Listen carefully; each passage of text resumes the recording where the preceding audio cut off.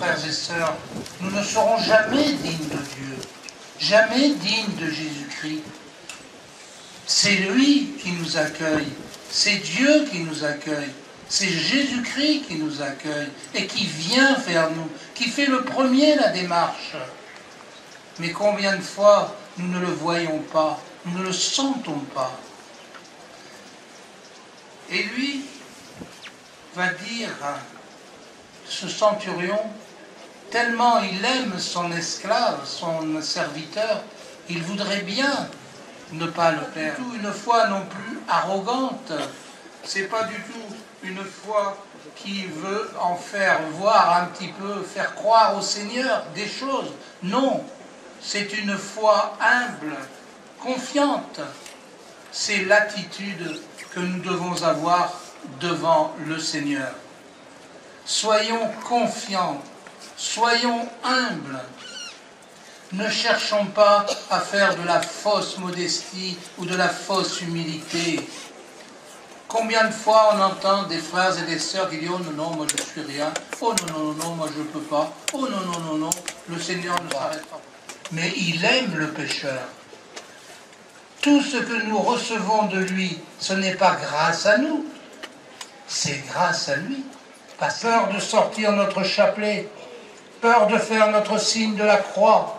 Alors on fait des tics, des machins comme ça.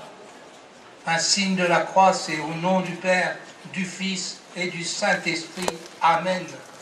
Fier de le faire, fier de sortir mon chapelet, fier de bénir mon repas, fier d'être chrétien. Mais dans une attitude de foi confiante et humble. C'est ce que aime Jésus. C'est ce qu'il a aimé chez ce centurion. Il dira, un autre centurion dira d'ailleurs, au moment de la croix, cet homme était vraiment le Fils de Dieu. Vous voyez, je crois que nous recherchons trop de choses qui nous semblent impossibles à atteindre et qui parfois le sont bien, alors que c'est si simple de croire en celui qui nous a dit qu'il était le chemin, la vérité et la vie. C'est si simple de faire un beau signe de croix. C'est si simple, en faisant ce signe de la croix, de recevoir une effusion de l'esprit comme Bernadette, ici même, dans cette grotte. Comme c'est si simple de dire tout simplement « Jésus, je t'aime parce que toi, tu m'as aimé le premier. Parce que c'est toi qui m'aimes. C'est toi qui es venu me chercher. C'est toi qui as pris ma main. Et je ne le savais même pas. J'avais peur. J'avais peur. Et je faisais de la fausse modestie. Alors laissons-nous combler par cette grâce. Laissons-nous combler par ce désir de Dieu de venir faire sa demeure chez nous. Comme il l'a fait pour ce centurion en guérissant son serviteur. Il l'aimait tant, ce serviteur. Eh bien, à l'image, bien sûr, de ce centurion, Jésus nous prend aussi comme tous ses serviteurs. Serviteurs dans l'amour, serviteurs dans le respect, serviteurs dans le pardon, serviteurs dans la charité. Oui, exactement comme Bernadette l'a été. Bernadette, dans ce creux du rocher, a eu confiance. Bernadette a eu peur au départ, comme nous, on a peur.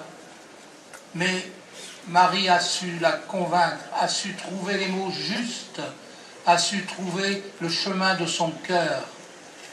Et Bernadette a été convertie d'une façon extraordinaire à cet amour incommensurable de Jésus pour elle. Elle qui disait souvent « je ne suis rien », elle aussi l'a dit, qu'elle n'était rien, qu'elle ne savait rien faire.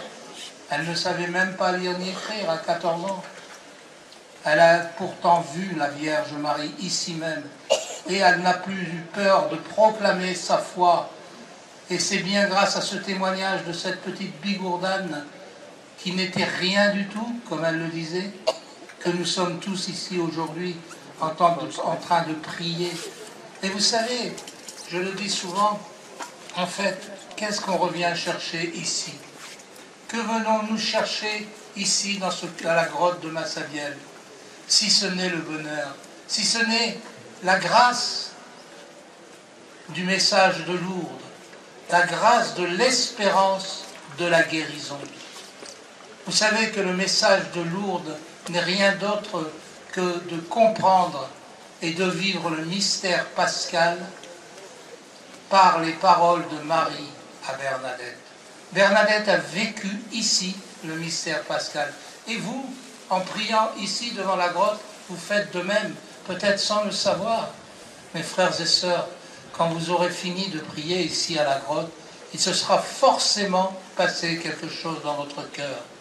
On ne vient pas à la grotte de Massabielle, on ne vient pas à la grotte de Lourdes, on ne touche pas le rocher, on ne prend pas de l'eau, on ne boit pas de l'eau, on ne se baigne pas dans les piscines sans qu'il ne se passe rien, sans qu'il se passe quelque chose d'extraordinaire pour notre vie chrétienne, pour notre foi, pour ce que je suis. Même si je suis rien, je vais devenir tout avec l'aide du Seigneur. Car le Seigneur nous rendra forts. C'est dans notre faiblesse qu'il est fort. Et le Seigneur, grâce à son immense miséricorde pour chacun de nous, nous entraînera sur les chemins de la vie, sur les chemins du bonheur. En fait, c'est ce que tout être humain cherche tout au long de son pèlerinage sur la terre, être enfin heureux, connaître enfin la joie d'aimer et de se savoir aimer. Et le plus bel amour, c'est bien celui que Dieu veut partager avec chacun de nous, aujourd'hui même, avec vous qui êtes ici, devant la grotte de Massabielle. Amen.